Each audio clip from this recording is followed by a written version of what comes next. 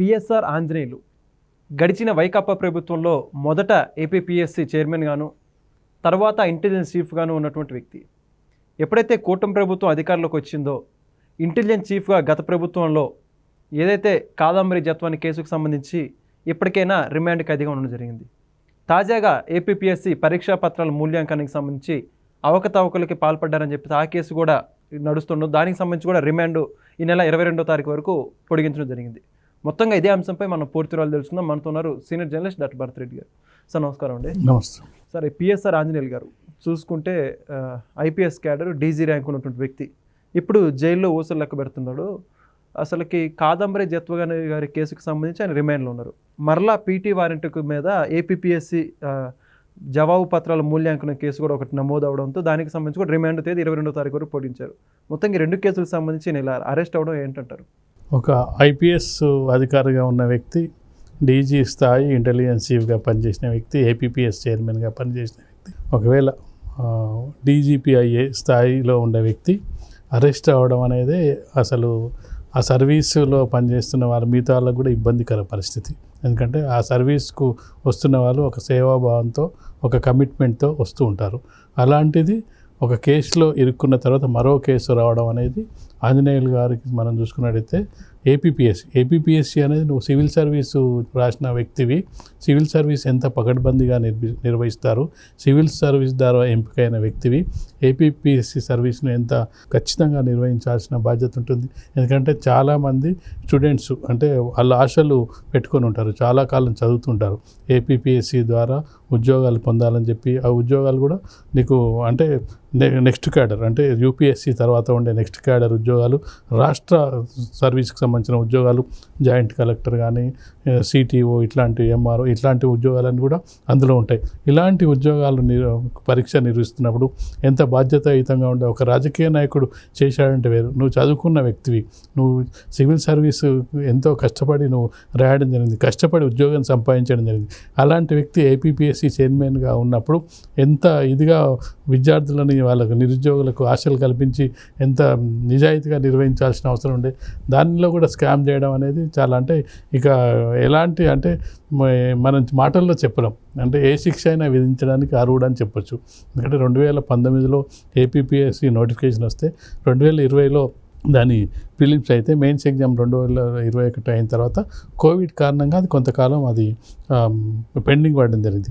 ఈయన ఏపీపీఎస్సీ చైర్మన్గా లేని సమయంలో 2021 నుంచి 2022 వరకు అది ఎవరు చైర్మన్గా లేని సమయంలో ఆ సమయంలో ఈయన టెండర్ ద్వారా కాకుండా మాన్యువల్ దాకా దాన్ని పిలవడం జరిగింది, మూల్యాంకాలు దిద్దడానికి పిలవడం జరిగింది. ఆ సందర్భంలో తనకు అనుకూలమైన సంస్థను పిలవడం జరిగింది. తనకు అనుకూలమైన సంస్థను పిలిచి వాళ్లకు మూల్యాంకనాలు ఇవ్వడం జరిగింది.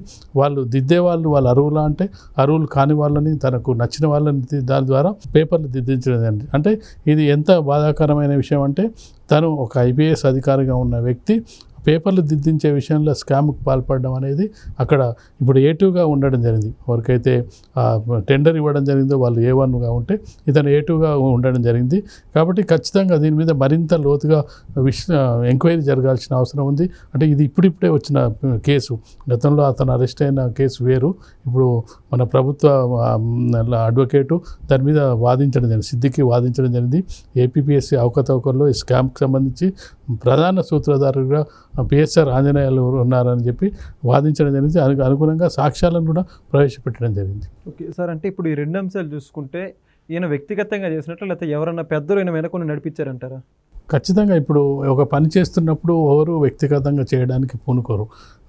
వాళ్ళ వెనకాల అంటే అందులో ఉద్యోగాలు కావాల్సిన వాళ్ళు కొంతమంది పెద్ద వ్యక్తులు, ఎవరికైతే ఉద్యోగాలు అంటే ఏపీపీఎస్సీ సర్వీస్ అనేది ఒక్కసారి సెలెక్ట్ అయిన తర్వాత ఒక joint collector, deputy collector select అయిన తర్వాత నీకు 58 ఏళ్ళ సర్వీస్ ఉంటుంది. అంటే దాదాపు 25 ఏళ్ళ వయసులో రాసినట్టయితే మరో 30 ఏళ్ళ వరకు నీకు ఉద్యోగం చేసుకునే అవకాశం ఉంటుంది. ఆ అవకాశాన్ని డబ్బుల రూపంలో తీసుకోవచ్చు, ఫోర్స్ రూపంలో తీసుకోవచ్చు. అది పై అధికారులకు తెలియకుండా, మంత్రులకు తెలియకుండా తెలియడం అని చెప్పడానికి వీల్లేదు. ఎందుకంటే ఏ పని చేసినా కానీ కొందరి భాగస్వామ్యంతో చేస్తుంటారు. ఏ ఒక్కరు కూడా ఎలాంటి ఒక్క స్కామ్ను చేసేయడానికి అవకాశం ఉండదు. ఎక్కడో ఒక చోట దొరికిపోతారు. అంటే ఒక గ్రూప్గా మిక్స్ అయి చేసే అవకాశం ఉంటుంది. కాబట్టి ఖచ్చితంగా పెద్దల సహకారమో సహాయమో లేకపోతే చూసి చూడనట్టు ఉండడమో లేదంటే వాళ్ళకి తెలుసో వాళ్ళ అనుయాయులు అందులో ఉన్నారో ఇవన్నీ కూడా విచారించాలి. అంటే ఆ సమయంలో సెలెక్ట్ అయిన వాళ్ళు ఎవరు, అది కూడా రేపు వాళ్ళ భవిష్యత్తు కూడా ఆధారపడి ఉంటుంది. మొన్న సెలెక్ట్ అయిన వాళ్ళు, ఆ ఏపీపీఎస్సీ ద్వారా సెలెక్ట్ అయిన వాళ్ళు న్యాయంగా సెలెక్ట్ అయ్యారా, డబ్బులు పెట్టుకొని సెలెక్ట్ అయ్యారా, వాళ్ళు కూడా అవినీతికి పాల్పడ్డారా, ఇవన్నీ కూడా. ఇప్పుడు ఏమవుతుందంటే ఏపీపీఎస్సీ సెలెక్ట్ అయిన వాళ్ళందరికీ ఆందోళన ఉంటుంది. నిజంగా నిజాయితీగా రాసిన వాళ్ళు, చదువుకొని రాసిన వాళ్ళు కూడా ఆందోళన చెందాల్సిన పరిస్థితి ఏర్పడుతుంది. అంటే ఇది ఇంత స్కామ్ జరిగింది, అసలు బాగా రాసిన వాళ్ళు ఎంత ఇబ్బంది పడ్డారు, ఎంత బాధపడ్డారు, అంటే మాకు వస్తుందని ఎక్స్పెక్ట్ చేసిన వాళ్ళ పరిస్థితి ఏంది, అంటే అనర్హులకు అందరూ సీట్లు వచ్చి ఉద్యోగాలు వచ్చినట్టు అర్హులైన వాళ్ళు ఏమయ్యారు, అంటే ఇవన్నీ ఆందోళనలు. అందుకే విద్యార్థులతో చెలగాటం ఆడడం అనేది అంటే ఒక ఐపీఎస్ అధికారిగా ఉన్న వ్యక్తికి తగదు. అయినప్పటికీ తనకు నచ్చిన సంస్థకు అది టెండర్ రూపంలో కాకుండా మాన్యువల్ రూపంలో టెండర్ ఇచ్చేసి కాంట్రాక్ట్ ఇచ్చి వాళ్ళతో దిద్దించడం అనేది చాలా అంటే ఆంజనేయులు ఇంకా ఆయన అంటే ఐపీఎస్కే అర్హుడు అనేది మనం చెప్పొచ్చు.